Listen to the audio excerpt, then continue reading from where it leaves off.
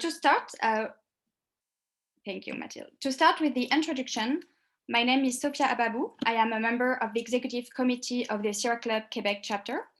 So welcome and thank you for attending our 5th webinar and the first of the summer, organized by the Sierra Club Quebec chapter. Our organization will celebrate its 15 years this fall and is part of the larger Sierra Club Canada Foundation.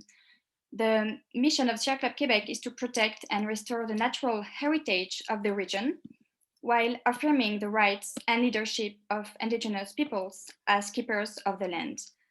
The Executive Committee also wanted to say that the subject of today's conference is very important to us, as today is the day after the National in Canada Indigenous Peoples Day, and especially in the current political context in the country, including the discovery of the skeletons of 215 children who were victims of the residential schools in BC, and also because of the general repression of Indigenous peoples in the country. And now to dive in the subject of today's webinar, when talking about biodiversity and communities, why talk about borders?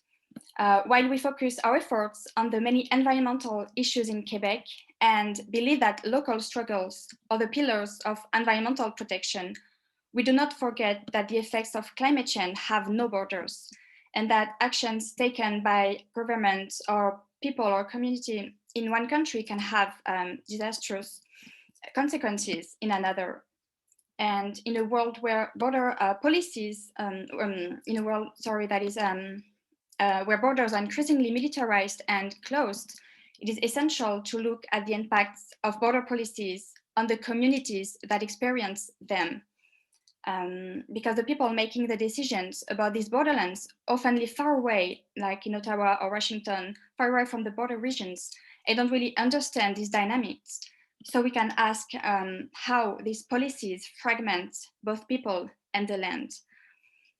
Now, to start our webinar, Borders, Communities, and Biodiversity, I welcome Mathilde Bourgeon, our moderator for the event. Mathilde is a doctoral student in political science at the University of Quebec in Montreal. She's a fellow researcher at the Raoul Dandurand Chair in Strategic and Diplomatic Studies, and her research focuses on border walls worldwide, the securitization of climate change in the United States, and also on migration. I leave the floor to you, Mathilde, and thank you again to everyone joining our event and to our wonderful speakers who took the time to come and talk to us today. Thank you, Sophia. Thank you, Sophia and Isabel, for inviting me today. So first, I would like to begin by acknowledging that I am currently in Montreal, and therefore I am animating this conference from unceded Indigenous lands. The Kanyan-Keaka Mohawk Nation is recognized as the custodians of the lands and waters on which we virtually gather today. So I'm going to start with presenting our speakers today. So I'm going to go first with Abraham because you'll be the first one to talk and present your researches, and then I'll continue with Sergio, and last but not least, I'll end with Gabriel. So Abraham Francis is Dear Clan from Akwesasne and the current program manager for the Mohawk Council of Akwesasne Environment Program. He earned a Bachelor of Science in Microbiology and a Master of Science in Natural Resources from Cornell University. Previous positions held for the Mohawk Council of Akwesasne included Community Health Representative, Prevention Intervention Coordinator, Environmental Project Coordinator, and Environmental Science Officer. His research interests are the intersection of environmental studies, indigenous methodologies, community engagement, education, health, social services, law, and cultural foundation as a means for empowerment and healing within indigenous communities. His current work as program manager is where he can address and promote community concerns regarding the environment and conservation from a culturally grounded place to ensure that future generations have access to clean land and water. So thank you, Abraham, for being here today. I'll continue with Sergio Avila, You were born in Mexico City, and you are a wildlife biologist who graduated from the University of Baja California with a master's degree in arid lands management and University of Aguascalientes with a Bachelor of Science in Biology. Sergio is a member of City of Tucson's Committee on Climate, Energy, and Sustainability, a board member of the Society for Conservation Biology North America chapter, a conservation science fellow with the Wilberforce Foundation, and a certified wildlife tracker with Thumber Tracker. Sergio now works for the National Sierra Club in the outdoors activities team. His focus is to support staff and volunteers in New Mexico, Arizona, Colorado, Nevada, and Utah, with the mission to connect all people with the natural world and with the Sierra Club.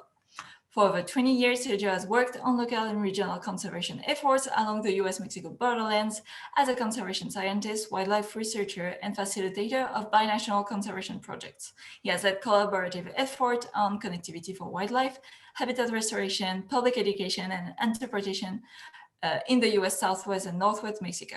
Sergio has traveled extensively across all Mexican states and Western United States. Thank you, Sergio, for being here today.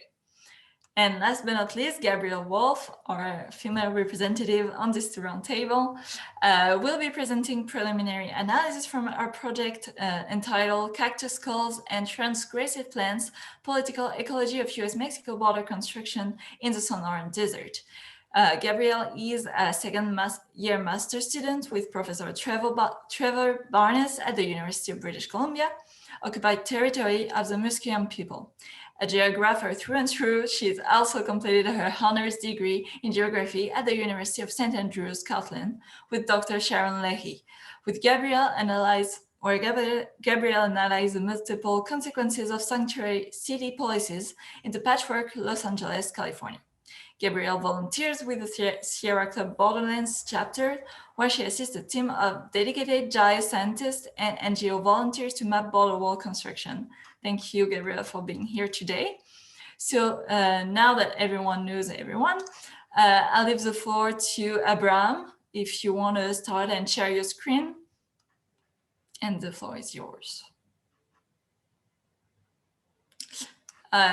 We can't hear you. I think you have to. Yeah, perfect. Yeah, I'm just taking a moment to get myself situated here. So thank you for that great introduction. Appreciate the opportunity to be here and share my perspectives. Titled this talk, Akwesasne Border Ecologies, really thinking about the diversity of what ecology means for us here in Akwesasne.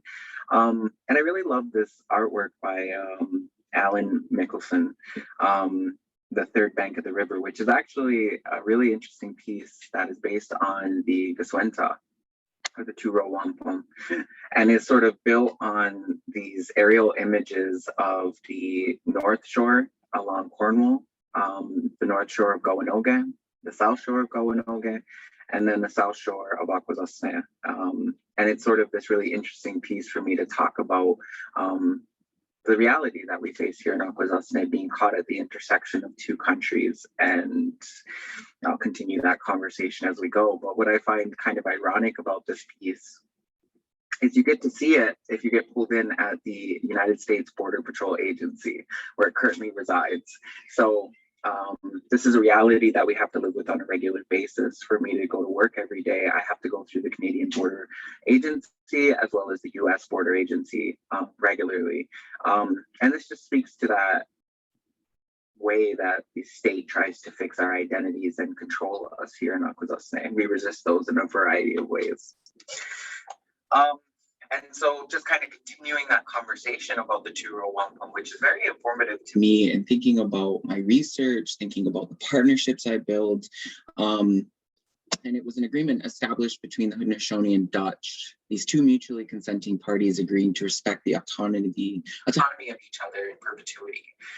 This agreement and teaching helps carry our minds forward in a good way as we engage in different relationships and negotiate different paradigms from around the world. So for me, this isn't just about a Western perspective and an Indigenous perspective. Instead, I really like to delve deeper into this discussion. And I use this as an informative teaching to work with like the Algonquins or the Cree or other nations, and how we are coming from different perspectives because we have very different relationships with lands, these lands that our cultures emerge from. And then one of my favorite things to do in one of my presentations, and really speaks to the resistance and love that exists here in Akwesasne, is Mary Thibault's story. And I received permission from her family to share this story. And I share it a lot because she reminds me a lot of my own grandmother and my own family. So Mary Thibault was this woman that was born in so-called Canada. And she raised her family in the southern portion of the so-called United States.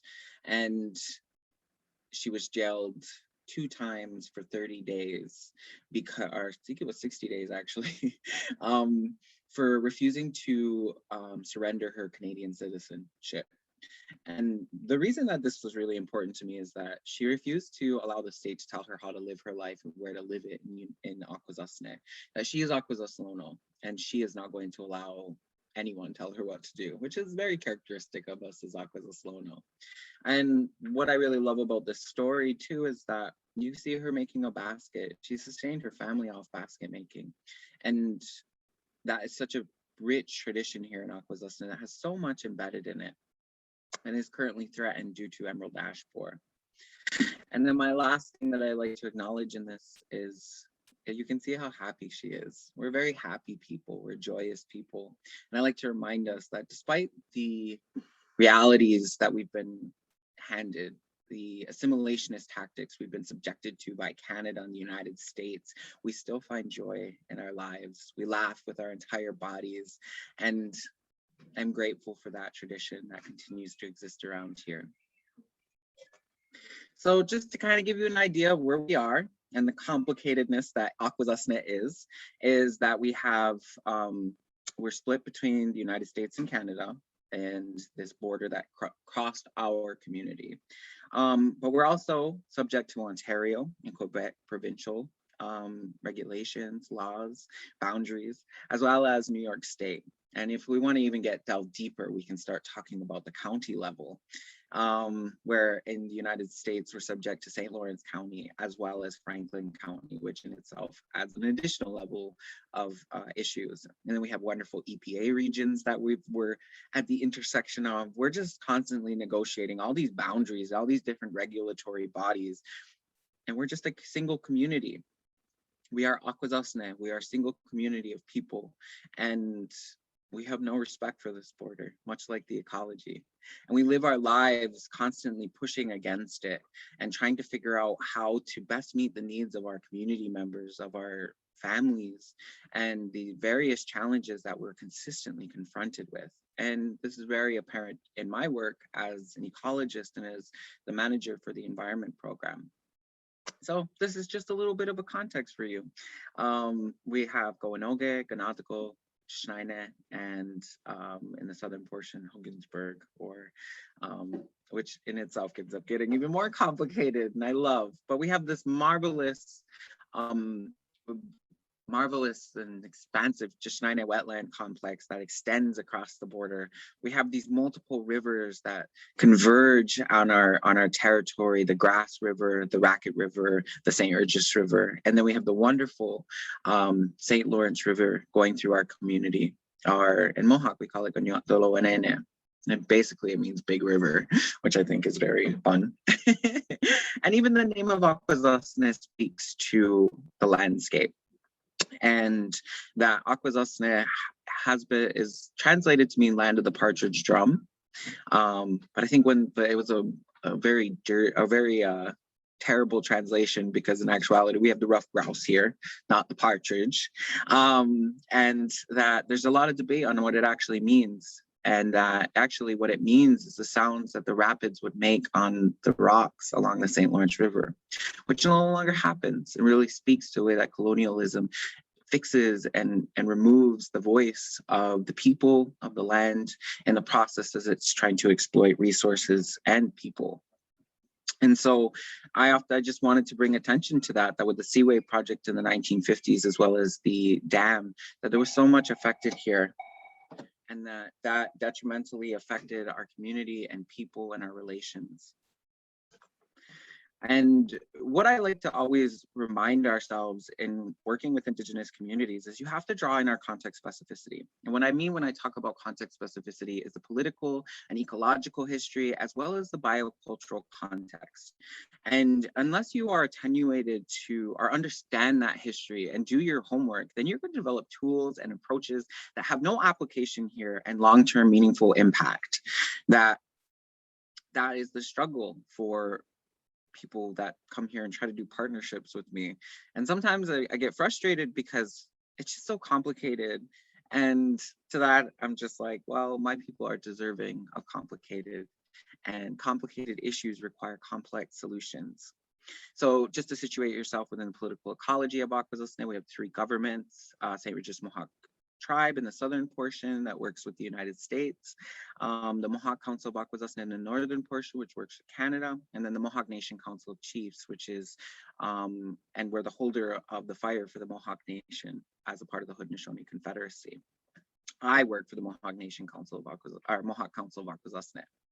Now, I've already sort of brought up a bit about the degrading of ecological relationships, but what also was brought to this territory by the dams and by the Seaway project is industrial development. And there was a lot of contaminants that were put into the soil. And these areas are at the very, very brim of our territory. And in actuality, some of them exist on our traditional land, on our land claim territories. And what they did was they polluted the waters, which worked its way into the fish, the animals, the plants, and into our bodies. And we've been dealing with the consequences of that for quite some time. And that's why we have 2 areas of concern, which are in the northern and southern portion. So we're just doubly challenged, and they don't communicate with each other very effectively. And so that becomes my task to facilitate that conversation and work with the environment division within the southern portion of Akwesasne and ensure that our community is working in a holistic way as we address these issues that are cross-border. Because fish don't see a border, animals don't see a border, and that we are here together trying to address this issue, and my people deserve that. So there's a lack of confusion. And within our biocultural context, I draw on the Ohantagaliwadekwa, the Guyana and some teachings or stories that are really informative to how we relate to the landscape. So the Ohantagaliwadekwa is our relational network, how we connect with all our relations. And there's roles and responsibilities embedded in that. And my entire program is based on that speech, which is given before and after every important meeting and event. And it's a way of keeping all of our relationships in our mind as we make decisions. And I really enjoy that as a part of my practice. And then the Guyana Lagoa has these foundational principles, which are the Skana, or peace, power, and a good mind. And these are really about relationships and having healthy relationships, whether they be politically, or even within community, or even with yourself. And then for the creation story, this is a story that connects us directly to this landscape. And it actually aligns very nicely with ecological succession. And then the clan stories connecting my people to the local ecology. And then the cycles of ceremonies, which is our annual reminder of our roles and responsibilities to creation.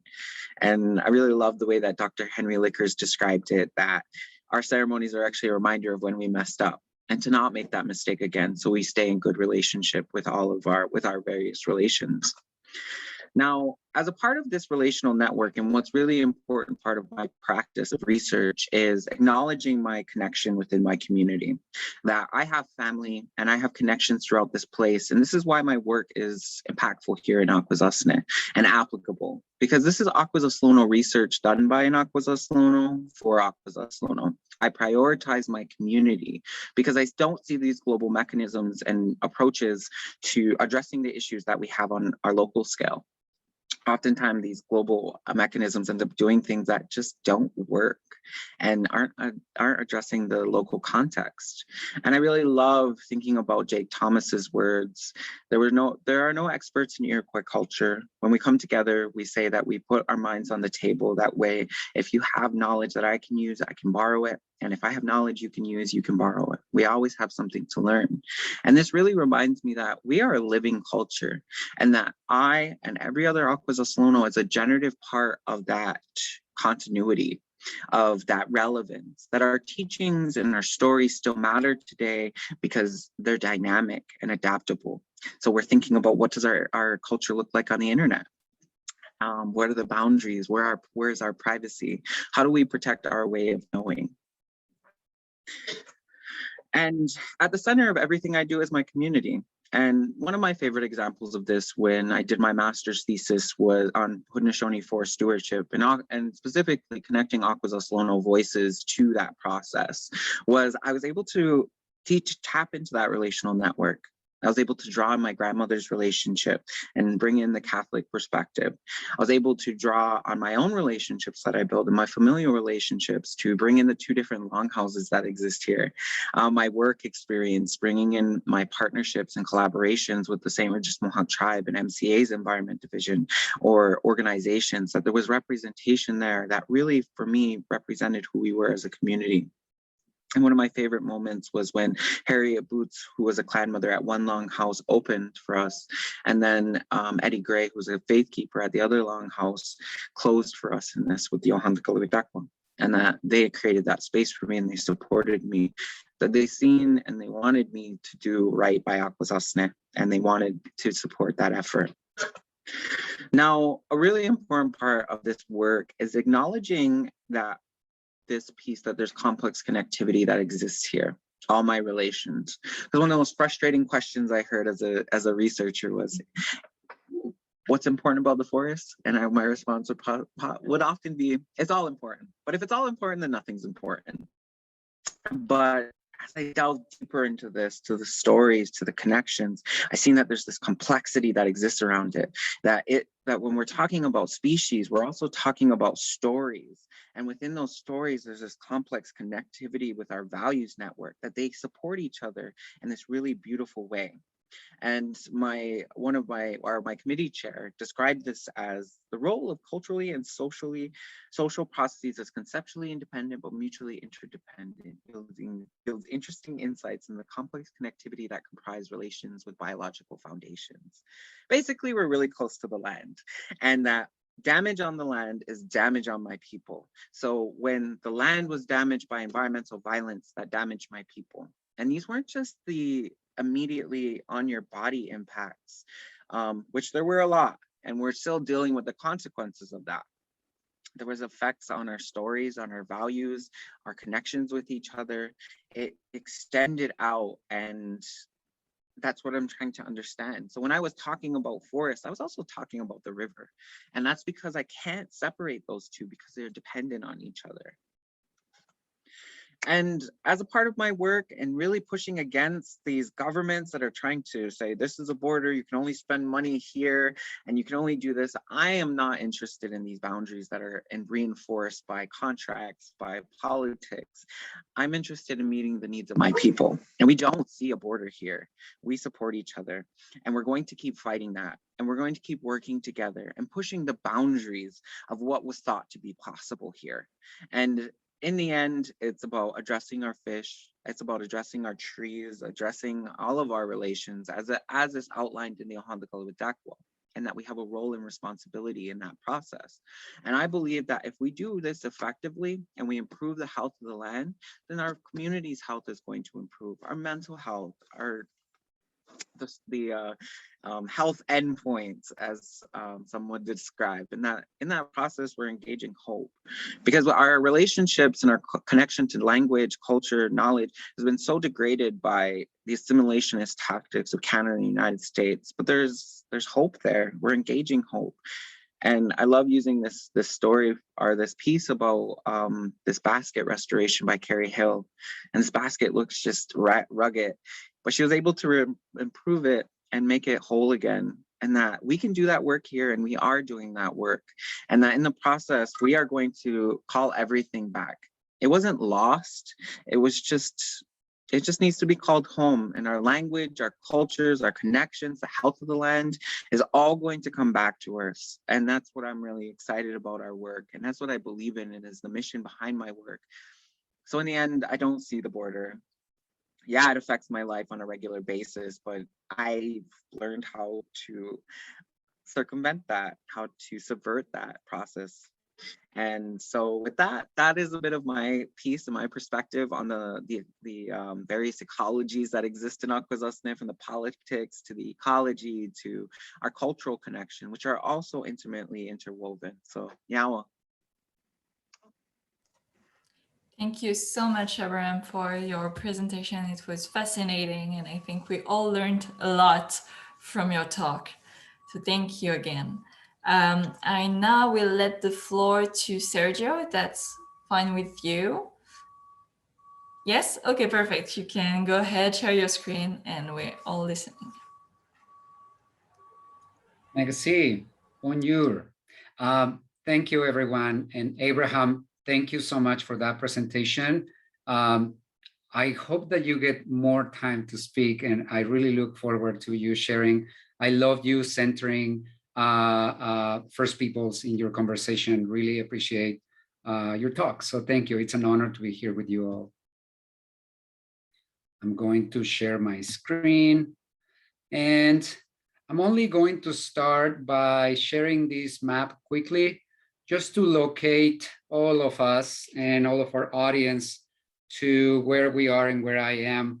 I want to show you not only, and I chose the city of Ottawa arbitrarily, but just to show how far we are, how we are on the other side of the continent. And so I am located down here close to the U.S. Mexico border in the city of Tucson, Arizona, in the state of Arizona.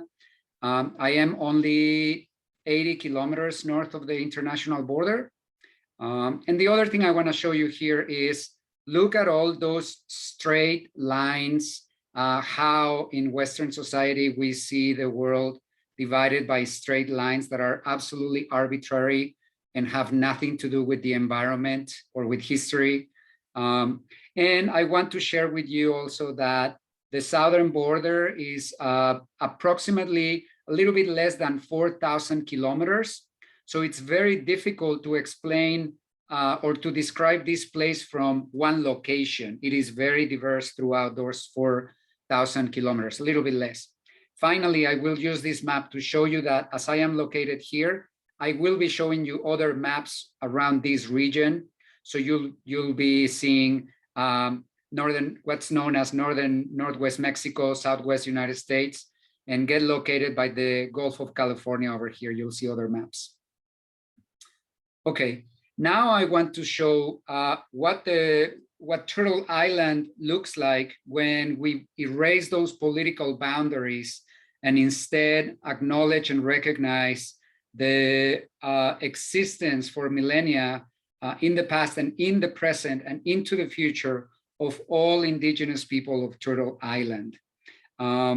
Notice how there's no straight lines. It is not noticeable like that. It is not divided like that. And I will zoom in just to share with you that I am here in the ancestral and current territories of O'odham people right here. As you can see, since we don't see the international border here, it is clear that that arbitrary international border bisected territories of a lot of people. So basically, it goes all along this. In every time that one of the territories lights up, it means that there was a line put on the sand or on a map dividing those territories. I also want to say that the U.S. Mexico border is a very, very new border. It was set there only in 1855. And if you relate even 7 generations, there hasn't been even 7 generations between 1855 and now. And what there used to be before, where the international border was before, was up here, north of Texas, north of New Mexico, north of Arizona, all the way to California. So notice how history, and as it was said before, decisions in places like Washington, D.C. or Mexico City or other places in Canada affect people and the environment very far from where they are. So had the border not been moved south in 1855, people in Arizona, New Mexico, Nevada, and California would be Mexican. They would be indigenous people of Turtle Island. They would continue to be the native nations that we know of, but notice how somebody's decision somewhere else can affect the livelihood of a lot of people. And clearly, like Abraham shared, it affects people when you are located in a place that is divided by a border. And that's something where I want to share with you all. You all heard that I am a conservation biologist. I have about 25 years of research and conservation on both sides of the U.S. Mexico border. But beyond my work, I am not defined by my work. I am defined by my relations. So I am a son, I am a husband, I am an uncle, I am a brother, I am a trail runner. I am an immigrant to the United States. I am a new citizen of the United States. I am a crazy cat person. And all of those things make who I am. I don't wear hats. I don't get to take my identity off here and there. I am all those things at the same time. And as a conservationist, I have seen the intersection of my identity as a person of color and my identity as a scientist, and how I have privilege and also I have been harmed and oppressed in both countries, at least Mexico and the United States, by this system. Really have to take a moment to acknowledge again, not only the native people in this region of the Sonoran Desert, Tohono O'odham and Pasquayaqui, but also acknowledge that yesterday was celebrated National Aboriginal Peoples Day in Canada. And I just want to acknowledge everyone in the room with those roots. Thank you for being here. One thing to say about this US-Mexico border is, number one, nature has no borders. Abraham said it too. Plants and animals don't know if they are in Canada or in the United States or in Mexico. And this is a photograph from Mexico, from northern Mexico. Most of the photographs I will show you are from Mexico, precisely to give you a picture of what this region looks like, to break that narrative that this is a wasteland, that this is just sand dunes and a desert and there's nothing here. It's not like that. We have mountains, we have deserts, we have rivers, we have canyons, and we have a lot of plants and animals that represent not only the origin from the north as black bears that many of you might be familiar with, but also species from the south like jaguars or other tropical animals in this area. To give you an example of a place, let me use this map, and you can see here the international border and the states of Arizona, New Mexico, Sonora, and Chihuahua. Notice this red region is called the Sky Island region. This region is not deserts, it's high mountains that are surrounded by deserts. And so it looks like islands where the mountains on the top that can get to 2,500, 3,000 meters of elevation have pine trees and oak woodlands on top, and then are surrounded by deserts in the bottom.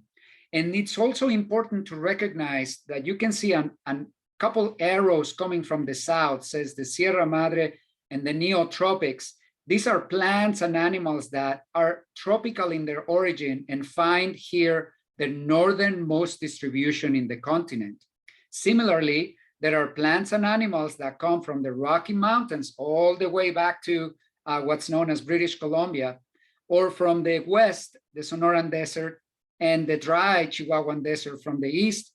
And it creates a very unique hotspot of biodiversity with amazing numbers of plants and animals, including migrating animals that go by this area. You might be familiar with sandhill cranes, bald eagles, black bears. Some of those are animals that come from the north and find here their southern distribution. But one of the species that gets a lot of attention over here is the jaguar.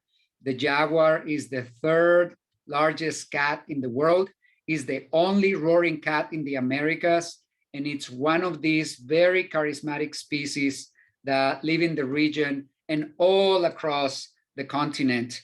Very famous from the Amazon, but finding some of their distribution here. That's the example that nature has no borders. That's the example that it doesn't matter what language we speak or what passport we carry, jaguars don't care about that. I hear a lot of conservationists dedicated to jaguar conservation to focus on jaguars in the United States. Well, jaguars don't know they are in the United States. So we as humans create some barriers and boundaries in our language. And instead of addressing nature as nature, we address nature as if nature had maps or could read our signs outside of national parks. So to me, my work has been very important to share that nature is on both sides of the border, that people live regardless of the border in this area, that joy, like Abraham shared, is part of living, is not surviving, but thriving in this region with all of these plant and animal communities. And as you are seeing in the photographs, there's a great diversity of wildlife in this region that call it home. And there's been some places where you can find in the very same spot a great diversity of wildlife. For example, notice this photograph has in the bottom these great rocks. You can see these great rocks in each photograph. So notice the diversity of animals we have here. In the very center, we have the top predator, a jaguar. And then on the top left, we have a skunk, specifically a hawk-nosed skunk. There are 4 types of skunks over here. In the bottom, we have coatis, which is a tropical animal that moves in groups, very active in the day. Over here, we have a fox, a gray fox, and over here, we have an ocelot, which is another tropical species that is found over here. These photographs are taken only 30 kilometers south of the international border. This is, again, the same spot. And you can see these deer. We have white-tailed deer, very small here. But notice how there's some orange things flying around in this photograph. It took me 2 years to recognize what was happening in this photograph. These are monarch butterflies. So it means that in this region of skunks and jaguars and deer and water and mountains, also monarch butterflies migrate through. And it means that many other species use these places. And it also speaks to the fact that migration is a natural phenomenon. Moving seasonally to go look for resources in other places is something that animals and people have done for a long time. And it was actually stopped and changed once these arbitrary borders started going up. Very interesting to connect you all with where we are is this is a migratory map. This is the map of the migration of monarch butterflies. And you can see that even as far as we are connected by the places where monarch butterflies visit. We are connected by being part of the life cycle of one tiny insect that crosses our continent, regardless of borders, of policies, and many other things. I will continue showing you some photographs of the region. This is another sky island, the Baboquivari Mountains. But please notice, it's impossible to say which side is Mexico or the United States. So sadly, when construction of border infrastructure started, that construction made it very evident that there's 2 sides of the environment. And in fact, the United States, through its official policies, started affecting its own environment, national parks, and many other places. These are photographs that you can see of current borders in Arizona, and very directly you can see some of the effects to animals migrating naturally. It doesn't matter if they are going north or south. What matters is that they are being blocked in their access to water, their access to food, and that if you are a predator and these are your prey species, you are also blocked from reaching your food. And the impacts are not only to large species, there are impacts to smaller species like snakes, there are impacts to birds. A lot of people say, well, birds can fly over, what's the big problem? No, it's not like that. There are impacts to small species. So all of these in the name of quote unquote protecting nature, protecting the environment, and not allowing people to move naturally. So I want to make a parenthesis here to make a point in regards to Sierra Club and how throughout history, Sierra Club has played a role in some of these conservation, but also in some narratives that have been created. This is a photograph of Yosemite Valley in California. I've never been, and it is a very famous place because this is one of those places where John Muir walked in and discovered a beautiful garden, beautiful forests, lush vegetation, plentiful wildlife. And he thought that this was the most beautiful place in nature. And he thought that this is the way nature happened. What John Muir didn't do and didn't see is acknowledge that the indigenous people in this place and the management that indigenous people did of land and water and wildlife is what allowed this place to be beautiful, is what allowed wildlife communities to exist and be plentiful, flowers to be blooming, fire to be managed, water to be flowing, air to be clean. It is because of native people. Nature did not do it by itself throughout millennia. So as Sierra Club, we are working to really understand and acknowledge the damage and the harm that people like John Muir did and the narrative that John Muir created, including founding our organization. So I'm going to read a quote. It is trigger warning. I apologize for the harsh words. And at the same time, I want you to be uncomfortable with it. I want you to know how some people feel about it. So this is the quote.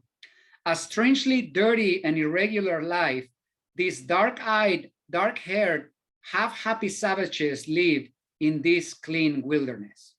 Notice how the founder of our organization, the father of national parks, and so much inspiration that people draw from John Muir.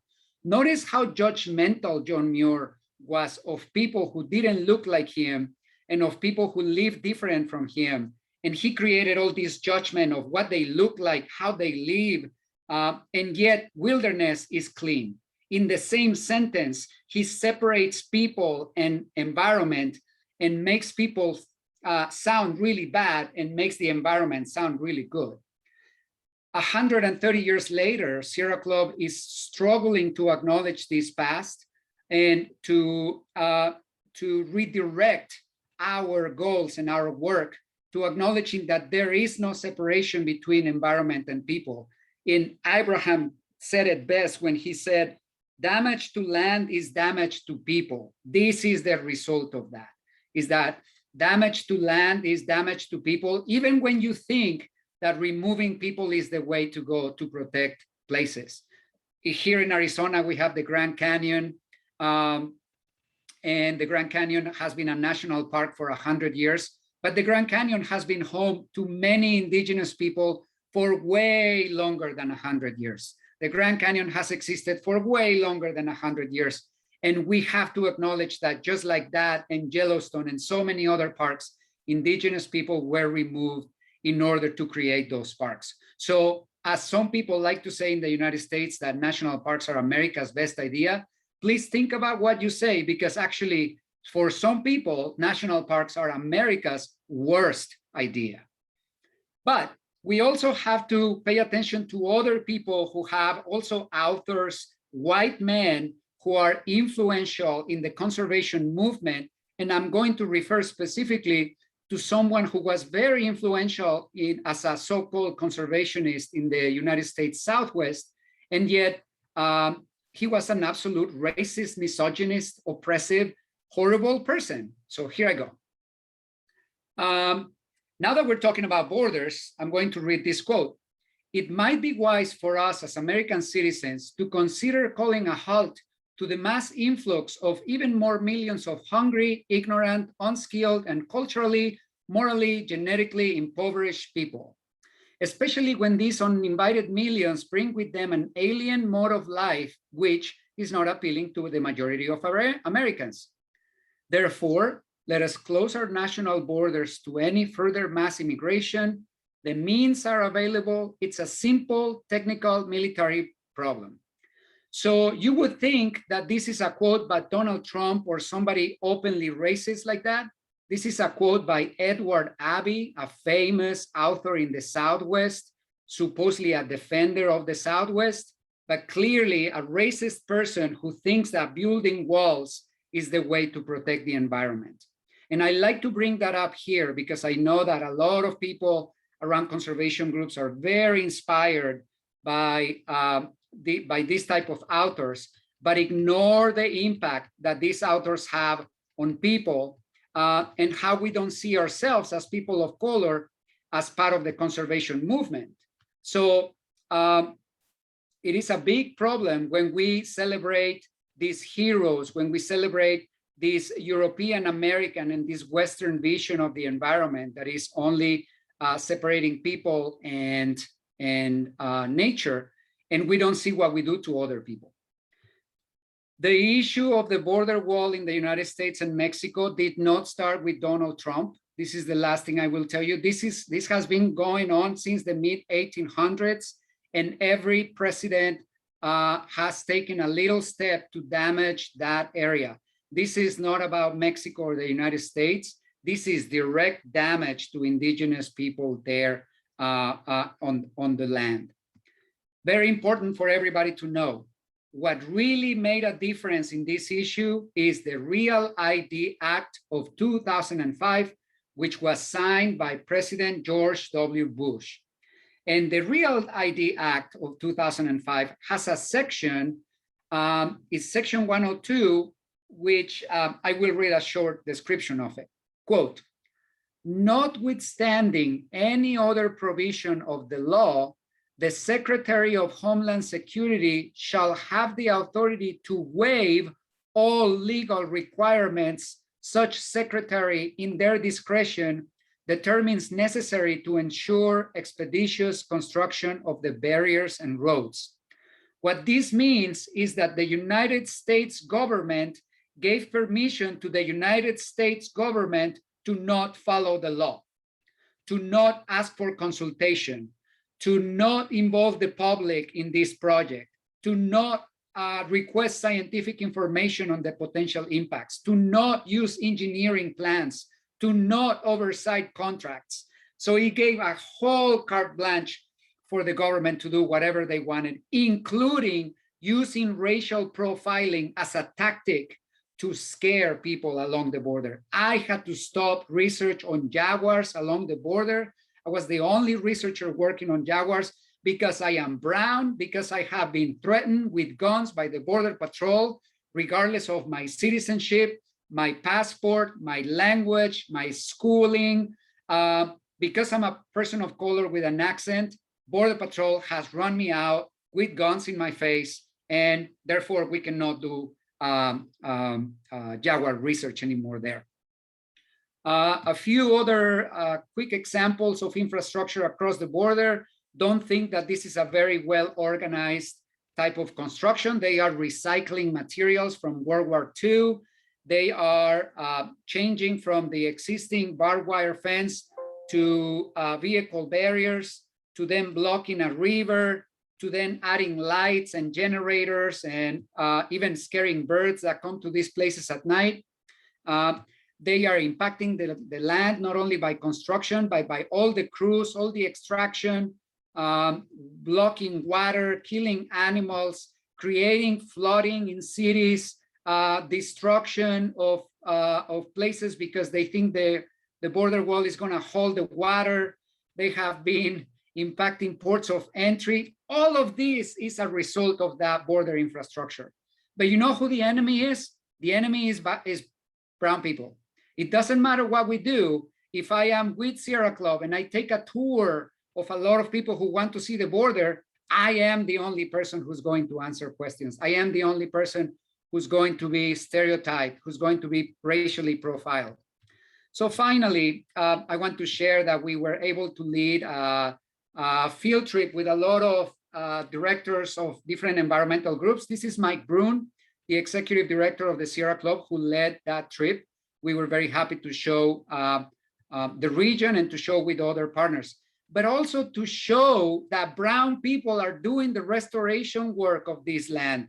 that brown people are still focused on climate change, on addressing water for human and natural communities, on restoring watersheds to address climate change, on making opportunities for other people to learn that in Mexico, science and conservation still exist. And this is the vision that I would like to share. The vision of a shared region where we enjoy the values of nature, regardless of our languages or regardless of what we look like, and acknowledge the privilege that we have living in this region.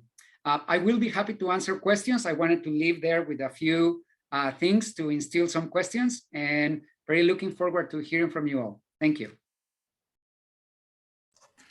Thank you so much, Sergio, for your very powerful testimony. I think, again, we all learned a lot from the U.S. Mexico border with your presentation. And I bet there will be a lot of questions after that. So now I leave the floor to Gabrielle. If you want to share your screen too, and then after your presentation, we'll see if the public have any questions for you three. Thank you so much. I have to say I'm feeling emotional right now, so that's the context of this conversation. I want to say thank you so much to Abraham and to Sergio for giving the groundwork and the foundations for what it means to believe in the myth of the nation state and then try and live with nature. Anyways, I'm going to go ahead and share my screen and get going. So again, thank you all so much for coming and listening. It's really an honor to be able to present after and alongside Abraham and Sergio. My name is Gabrielle Wolf. I'm a master's student at the University of British Columbia. I'm located on the unceded territory of the Musqueam, Tsleil-Waututh, and Coast Salish people. This means that this is occupied territory. It was never ceded through treaty rights. And that means that I am an occupying settler on this land. I'm originally from Los Angeles, California, and my background is actually as a border geographer. So I come to these topics through several years of understanding how borders are implemented, both the actual borders themselves at political lines, but also how exclusions are policed throughout the nation state and even extraterritorialized beyond. I always considered the border wall as something that many people focused on as kind of this huge monument, but I was more focused on some of the other violent policies that underlied what allows the border wall to exist. But as last year, there was more and more environmental destruction, I started to become interested in how non-humans are very much participatory in the politics of border making, and that the belief that the border wall can be smoothly put down upon Earth by a US border regime that is all powerful is actually a myth, because in many ways, the border and the people who live there, and by that I include non-human people and land, they resist. And to ignore that resistance is actually to foreclose on US having finished their settler colonial goals. So basically, a lot of my research is curious about where the border wall falls. And by that, I mean where it's put down, but also where it fails.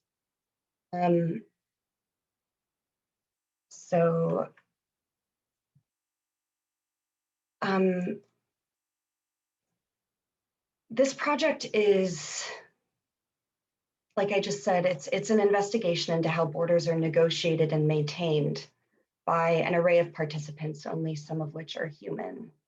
And it's centered on the Sonoran Desert, which Sergio already gave us a very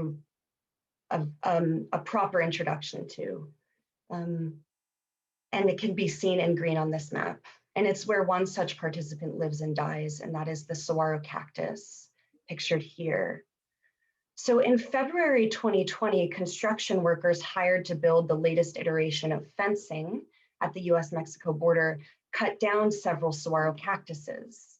Thousands of cactuses, shrubs, trees, and by some estimates, hundreds of saguaros were bulldozed, dismembered, and buried in piles of rubble in Organ Pipe National Monument. According to U.S. Border Patrol and National Park Service, some healthy saguaros were transplanted elsewhere in the monument. So while they're not endangered, saguaros are culturally revered, particularly by Sonoran Indigenous nations who exist across the border.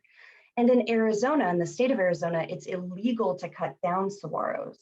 It's punishable to the tune of a Class 4 felony charge, which carries up to a 25-year prison sentence and a hefty fine. Yet in Organ Pipe National Monument, no one was charged for the deaths of these saguaros. And this is because the cactus cull was US state sanctioned, and it was permitted by 42 environmental law waivers, which was allowed by the Real ID Act, which then President Trump waived to fund and expedite the building of a big, beautiful southern border wall. Now, this area of the Sonoran Desert, in addition to being home to many sovereign nations along the border and also a biodiversity hotspot, has been a key site for the United States strategy of prevention through deterrence. And this entails strategic fortification, fencing, walling, and surveillance in traditional migration routes, which funnels border crossers into more remote and hostile terrain left open and unsurveilled, often resulting in a grueling journey, putting migrants to death. And Trump's border wall construction through Sonora has likewise sparked protests due to destruction of this very precious habitat. Contracts building the wall have dynamited mountains, they've polluted groundwater, they've cut down bosques, pulled cactuses, all to build a wall that will enforce habitat fragmentation. So starting to think about how non-humans are fully alive within these borderlands, I was curious about what happens when non-humans like the saguaros are counted as participants in statecraft. And the reason why I think this is important is because we cannot represent the Sonoran borderlands as a terra nullius, which is empty and not alive, free for the taking. And that is how border geographers have represented this land. And finally, I want to talk about a bit about my mixed methodologies. So the information in this presentation comes from ongoing remote interviews with environmental activists, Hiachad O'odham elders, ecologists, National Park Service, and some Border Patrol affiliates. But I also volunteer as part of the Sierra Club Borderlands chapter, particularly in a border counter mapping coalition. So in that group, what I do, So what I do is I read through all of the federal construction contracts along the border wall segments, and then I help to spatialize those and visualize them so we can actually understand where it is the border wall is put down on planet Earth. And I will tell you now, it's not one coherent border wall. That is not possible. It's in various segments, many of which have been abandoned because the terrain was it was not costly for the contractors to put it down. So there are all of these orphaned wall segments. There are also places where sovereign indigenous nations have resisted the wall so that it hasn't gone up. So this idea that the wall itself is one singular border, we need to get that out of our minds for this presentation and also for our politics going forward, because the belief that the border wall is even possible helps to fund almost an endless militarization and warfare, which are in dispossessed indigenous territories and also very important habitats. All right, so the site in question is Organ Pipe Cactus National Monument. It's a federally protected land area. It was designated by the United States to protect columnar cactuses, such as Organ Pipe and saguaro. It hugs the border to the north, And directly to the east is the Tohono O'odham Nation Reservation. But I also want to say, as both Abraham and Sergio were speaking about green colonialism, which is the establishment of national parks to displace people with indigenous relations to the land, Organ Pipe National Monument is also the lands of the Hiachet O'odham, who do not have national federal recognition. And they're presently working to gain federal recognition so that they can access their homeland, which is currently being taken up by Organ Pipe National Monument. And their existence is also bisected by the border. So as of now, construction through Organ Pipe National Monument is finished. It is walled for the first time from end to end with 30 to 40 foot tall steel bollards. And it was once a popular stargazing and remote camping area. There are now nocturnal floodlights and roads. So I want to speak a bit about how we can start to think about some of the non-human border dwellers in this area and think of them as migrants themselves. As Abraham and Sergio have already spoken about, people of all kinds have been migrating since time immemorial. This is not a new thing. So ecologists David Yetman and Alberto Borges frame the ecology of the saguaros as one in perpetual movement. So as northern glaciers receded and climate rapidly warmed, saguaros migrated to the north, oftentimes getting so far so quickly by hitching rides with bats. And the cactuses in the Sonoran Desert, as already said, they're at the northern extent of their range, which means they have some alien adaptations. So for example, they bloom at night. They're pollinated by a variety of moving, flying creatures, including bats, bees, and moths, and during the day by birds. And they can grow to over 40 feet tall. They can live for over 200 years, which means that some of the saguaros cut down in Sonora were probably older than the political boundary between the United States and Mexico itself. This asks us to stretch our own understanding of the temporalities of borders and how recently they are established and changed. And likewise, they grow and die with excruciating slowness. So after a traumatic event, it can take them 10 years to die. Geography is very important to them as well. They need a range of factors to be just right, known as the Goldilocks zone in biogeography. And also they rely on nurse plants. So nurse plants are living objects that cast shade and they help to produce the perfect microclimate for germination and establishment. And ecologist Alberto Borges suggests in our conversations that mutualism might be a way to interpret and understand the multi-species creature communities and the various powerful political coalitions which politically and materially make up and construct borderlands. So one example of this mutualism is between the O'odham and saguaro. So the O'odham have an approach to a relational ontology that was summed up in conversation by Tohono O'odham Governor Verlin Jose. He said, "We do not own the land and we care for the land. Every stick and stone is sacred. Every creature is sacred. Every creature has a significant part in our way of life." And they see the saguaro as people who have gone on, but have come back as saguaro. The O'odham lands, once stretching from the Gulf of California through Arizona, shown in orange, are now greatly diminished after border imperialism from both occupying nations of the United States and before that, Mexico. So the Tohono O'odham Nation is bisected by the border. 34,000 registered members, around 4,000 of who live on the Mexican side of the arbitrary border. So as the U.S. Mexico border becomes more fortified, it becomes more difficult for O'odham to cross.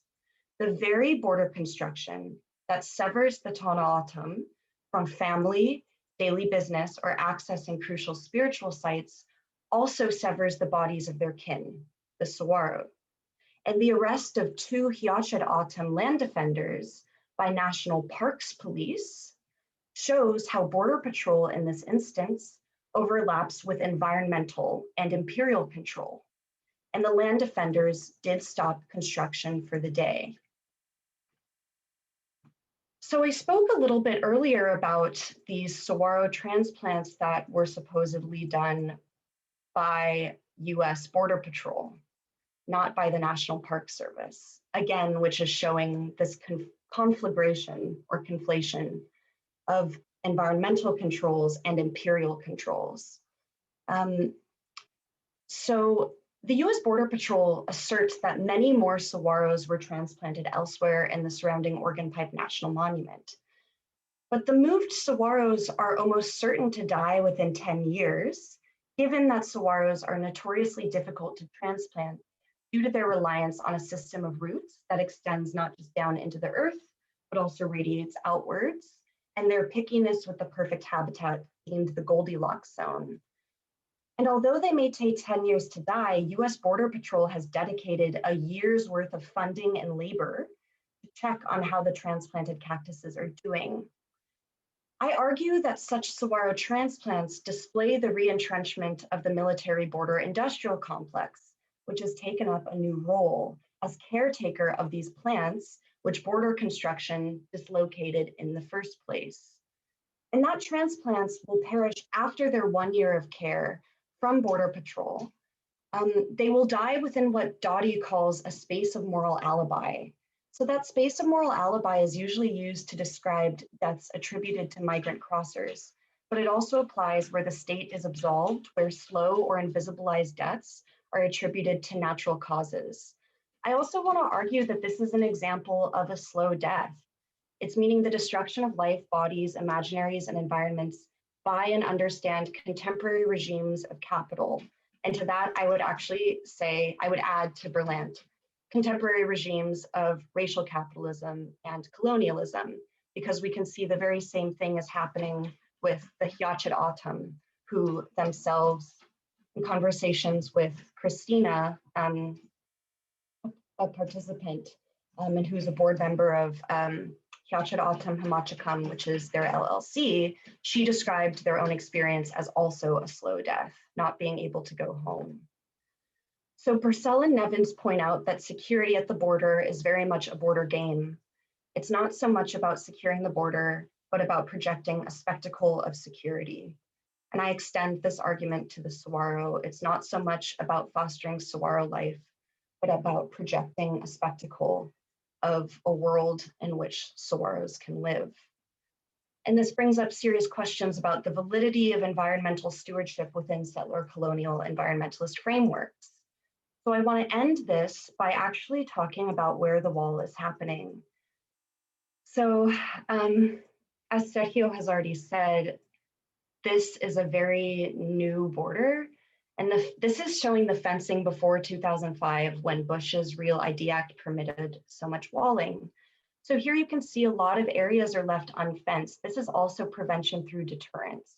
Historical pathways of migrations are being funneled through these areas that have been made, they have been made uninhabited through colonial dispossessions of people who have traditionally moved throughout these lands. So they're thought of as very empty and very arid, in which case, in some ways, they are.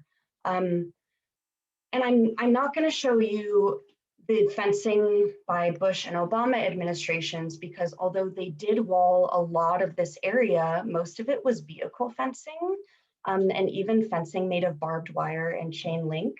So it was not made of material that stopped movement of humans or of non-humans in ways that would force them. It's different in different places, but basically the materials that were used were not such that a large cat could not move or that a human crossing on foot could not move through. They stopped vehicles in many ways. And now I'm going to show you the Trump map. So the Trump wall lines here are in red. The first thing that's noticeable is, first of all, it doesn't seem to be operating according to prevention through deterrence logics. These areas that were previously left open to put migrants to death have been walled off. Many people have shown that actually these walls don't stop people, they just slow them down. It's really the installation of surveillance technologies and strategic like manned areas that put people into certain areas, which are not shown on this map. And in this way, this map way oversimplifies how the border is constructed, which is an issue with these kind of colonial views of these sorts of maps that show space like this as two-dimensional. But I just want to show you another thing, which I think is really, really important. And it's that in green, these are protected areas of class 1 and 2. Environmentally protected areas are not shielded from construction. In this case, they were some of the first lands through which wall was built. And it was that these lands were federally protected, which allowed for expedited construction, which would permitted through dozens of executive legal waivers, which would made possible by the Real ID Act.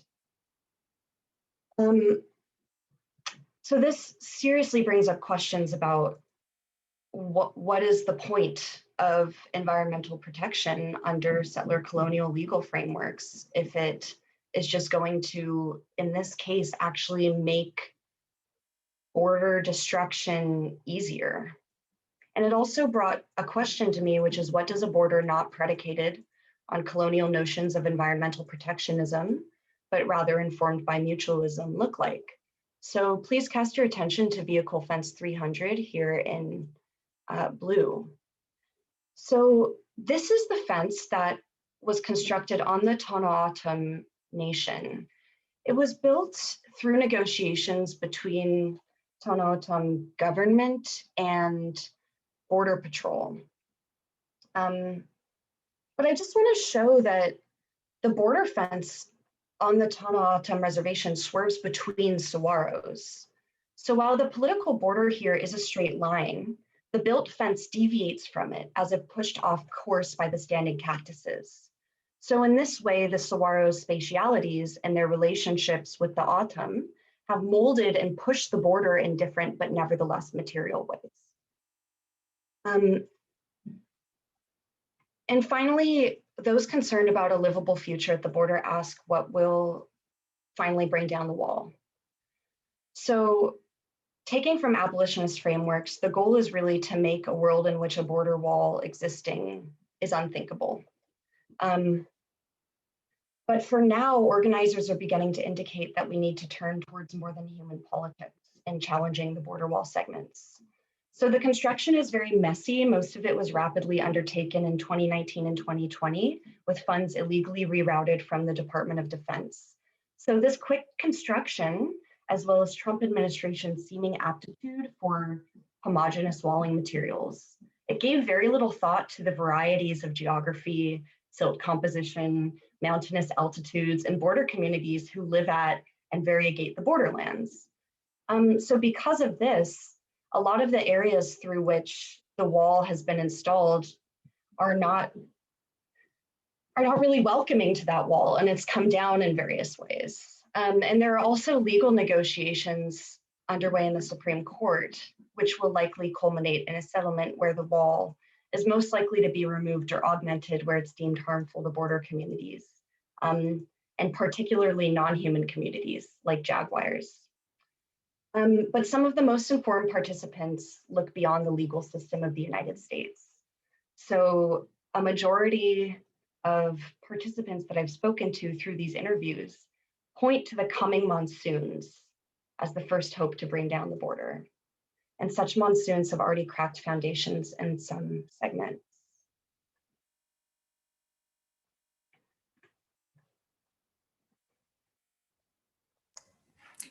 Thank you. All right, thank you. Thank you so much, Gabrielle, for your presentation. Again, very interesting and again, very powerful. I saw you three reacted during each other's presentation. So if you want to ask questions for each other, now it's a good time. Or if you just want to react and say something about each other's presentation, we have 15 minutes left. So if any one of you would like to react. I see Abraham really excited. That was amazing, and I appreciate like such a powerful panel being put together. Like you both, just I was incredibly moved. I'm shocked. I don't know. I'm just in love. That was amazing. Both of you just put such critical thought into this and the way that ecologies work and the resistance that exists of these locales, and I really appreciate that, and really bringing in that narrative of like the lived realities of the peoples of these lands and the way that these governments try to fix our identities and resist. I don't even have words fully formed yet. Like, I just loved it. And I loved how relevant so much of it was and how it was just so in conversation with each other. Yeah, just really powerful stuff. Yawa.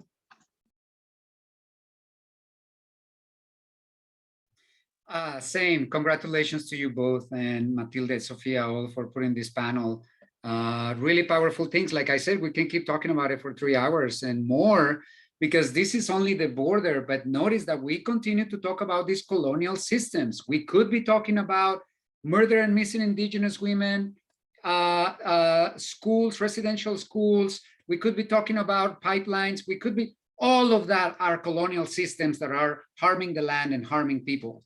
So it's not like there's a solution for all of it, but please understand that the conversation is the intersection of environmental justice and social justice. This is where the environmental movement needs to be now, and not separating. And what we have spoken here is an example with very specific cases of how these colonial systems are impacting people, and human people and other people too.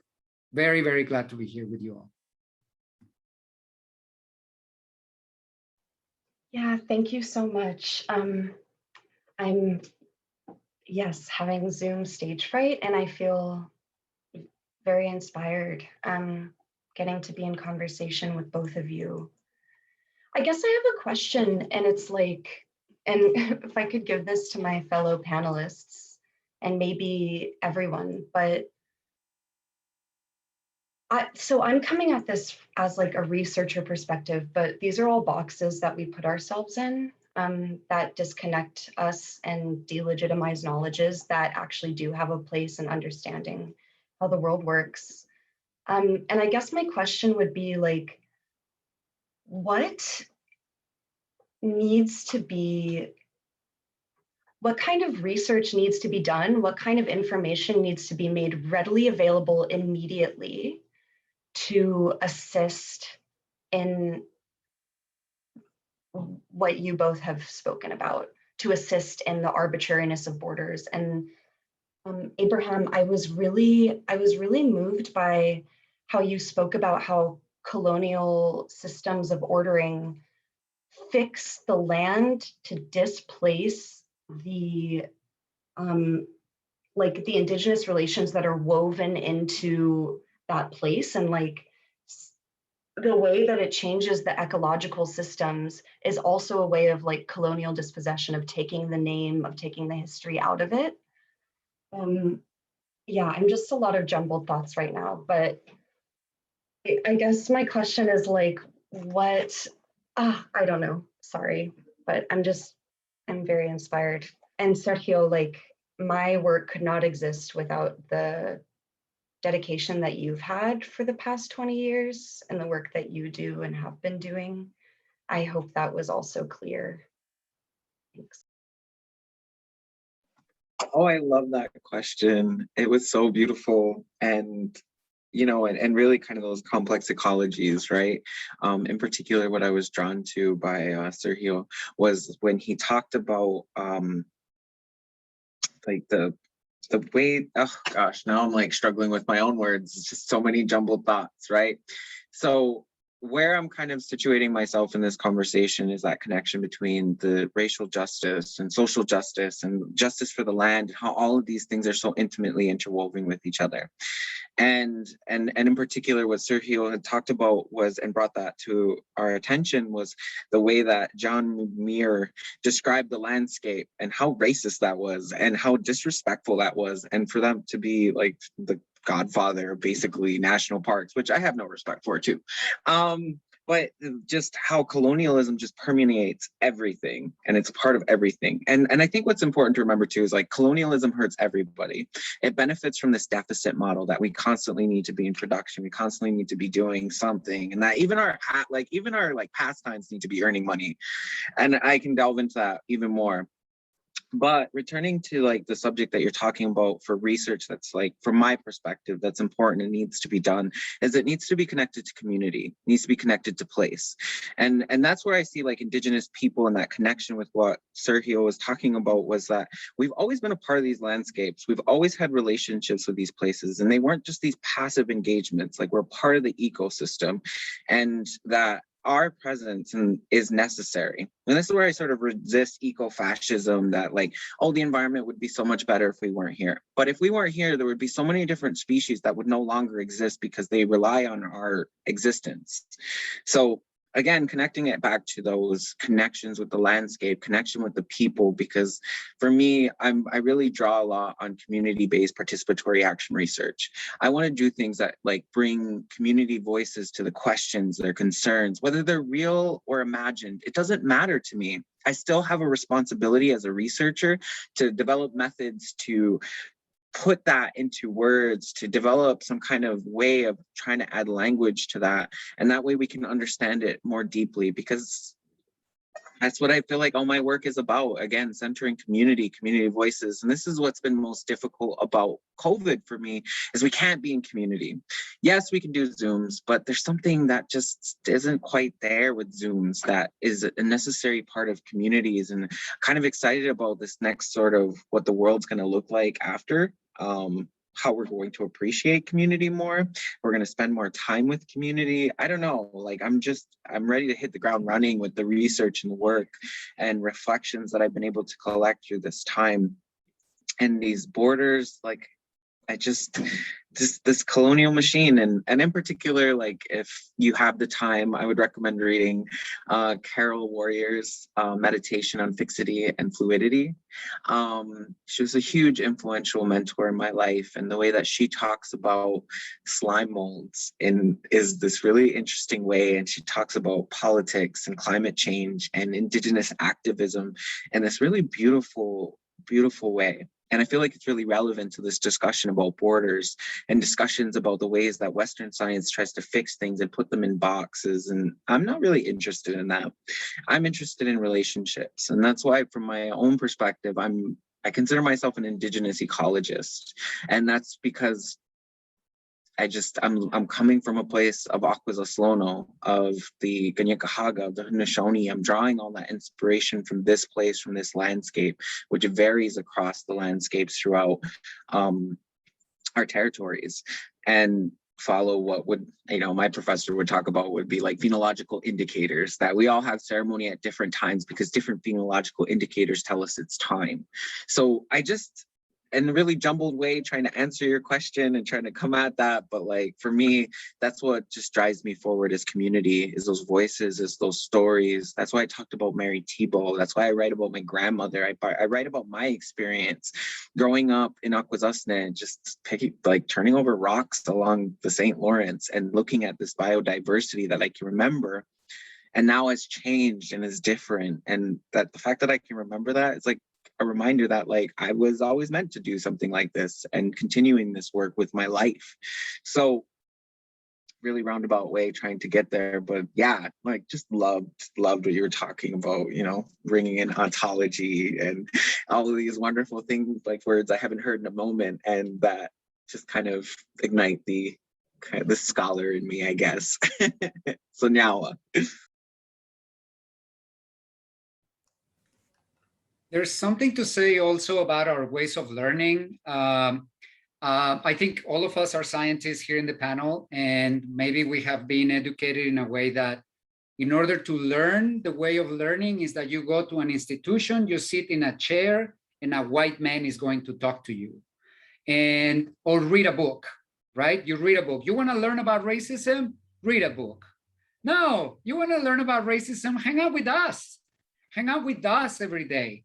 You want to read about the struggles of the border? Don't read the New York Times. Don't read the newspaper. Go to the border. You want to learn about what it was to defend water in Standing Rock, need to see it. And that's what it means developing relationships.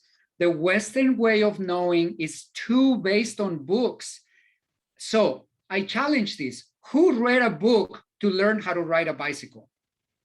Who read a book to learn how to make a peanut butter and jelly sandwich? So not all knowledge comes through books. We need to acknowledge that there's some knowledge that comes through experience and relations. And that's where Abraham brings in his grandmother. That's where I bring in my aunties. They were not scientists. They were not published authors, but they gave me knowledge that allows me to live, to survive, and to live in joy. And so the other challenge is that if you want to learn from other people, you want to learn a different perspective, stop reading books by white people. Read books by somebody else. Stop reading the white narrative for everything. It's like we need translators for everything. For 1 year, don't read books by white people. Go find other things. Go find other experiences and develop relationships. And then with that, you will understand why the three of us are struggling to organize our thoughts, because this is emotional. It sits here, not here. This is the struggle between the heart and the brain that we have. And these three scientists right here, we don't even have the words to express what we're hearing from each other because it's emotion. It's not a peer-reviewed paper. So my solution, my offer to you all is that find different ways of learning and break that narrative of separation of people and environment, and learn about food sovereignty, learn about land sovereignty, learn about land back, learn about movement land back all across Turtle Island, learn about how the biodiversity of the world is held in a very small proportion of indigenous people, and yet that biodiversity is much better preserved than the biodiversity in the hands of the National Park Service or the Mounties, whatever you all call them over there. Break your narratives in your brain and go learn from somebody else. That's point number one. Thank you so much, Sergio. I couldn't agree more with you as a PhD student struggling with books. I think Isabel had a question.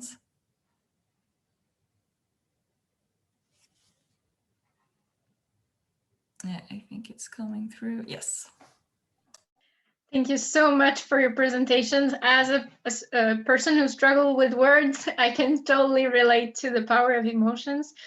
We have a certain situation and not a lot of time to address it, but in Montreal, there's this so special, vast, biodiverse place that is being threatened by colonialism, of course, but it's under multiple jurisdictions, federal, provincial, city, borough, and all these different frontiers intersect, and all these different groups also or leaders are trying to preserve the land. But I feel that we're very much segregated, and that it's so easy for a politician then to be the hero and to make a certain promise, but we know the consequences of white conservation and what it entails for territory. So would you have any advice on how to proceed?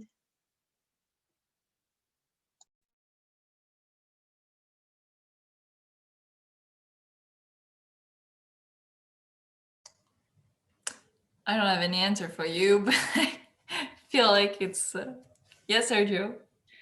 One thing that, thank you for your question, Isabel. One thing that happens in our world is that we think of time as a very fixed, we think of periods. So in the US, presidential period is 4 years. So we think that we have 4 years to fix that. In Mexico, presidential period is 6 years and there's no re-election. So you have 6 years to fix the whole country. And so we need to get rid of those kind of frameworks of thinking. That's one. Like time moves in a different way when you're not in school, when you are not working for the government, and when you live through the seasons. So do not create an artificial timeline for something like this. The other part of that timeline is that the problem you're describing today is something that has been being built for hundreds of years. I bet we can go back in history. So then there's no one solution that's going to fit right away, you know, for one great decision maker or something. But what I will say is that in order to find more solutions that work for local people, then you have to have the local knowledge. So elect local leaders that represent those communities. Listen to the organizations led by the local people in those communities. Don't focus necessarily on the charismatic species and instead see what the local communities want to focus on. It's like, get your local knowledge and give your money to those leading the change that you want to change. It might not be politicians, and it might not be this year.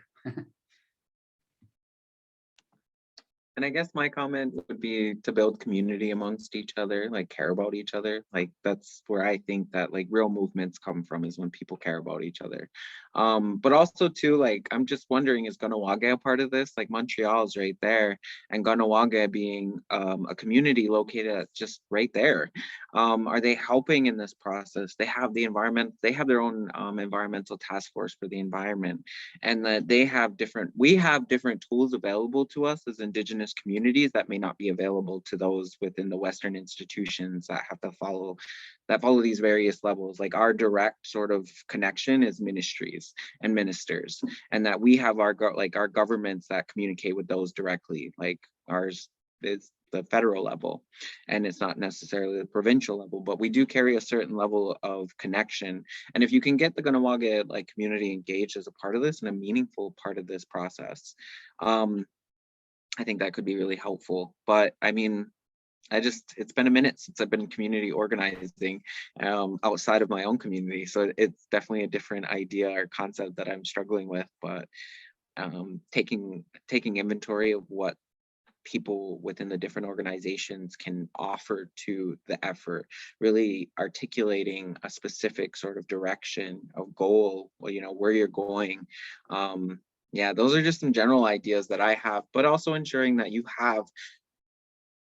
you're aware of the social justice aspects of this, that, you know, it's not like environmentalism traditionally, as I've seen it, tends to center cis white voices. And how are you disrupting that structure? How are you helping call in multiple perspectives, which may vary? Yeah, so I mean, that's what I have to offer to that. I could go on forever and thinking about those things, and like, you know, having a conversation about allyship and all of those wonderful things, but like just community organizing concepts would be incredibly valuable to this. Thank you so much for your answers. We are running a bit out of time here, but if anyone in the public has questions before I conclude, now it's time to ask for it. No? Okay, then I will conclude. Thank you so much for the three of you. It was amazing presentations. It was really powerful, really interesting. I learned so much today from the three of you. And it was an honor to be on this roundtable with you, really to moderate it. It was a huge honor. So thank you, Sophia and Isabel, for inviting me for this. And I think I'll leave the floor to Sophia right now so she can conclude. Thank you. Thank you, Mathilde. Thank you so much for these really inspiring talks and presentation. We're really lucky to have you speak at the Sierra Club Quebec today. I could hear all of you for hours, but sadly we have to end now. If anyone in the public want to know more, feel free to email us, and we can ask our speaker some links to read more about these issues and their work. As for the social media, so don't hesitate to email us. And also, if you want to know more about the work at the Sierra Club Quebec, you can follow us on Facebook and Twitter and follow our projects. We are trying to help right now protecting the Technopark in Montreal being destroyed for construction approved by the city. We're also working to protect helping for the Outaouais River being polluted by nuclear waste. And you can watch all of our previous webinars on our YouTube channel. And don't forget to watch out for our next events in July. There also will be on Tuesdays. Thank you so much, everyone, again, for joining our event. Have a wonderful day, and thank you again for our wonderful speakers and to Mathilde. Gracias. Yawagoa, Onagi. Gracias, gracias. Thank you very much. Thank you, Abraham and Sergio. It was such a pleasure learning from and alongside you. I'm so excited we got together across space to talk about these things, because borders work to like make us think that we're not related to these things that happen far away from us. So that's ridiculous, but it's also very powerful. So I feel very overwhelmed and excited. Thank you. And thank you so much to the organizers. Yeah. Thank you for putting it together. A great pleasure to meet you, Gabrielle and Abraham. Thank you, Matilde and Sophia, and everybody. Have a great day. Thank you. Have a great day.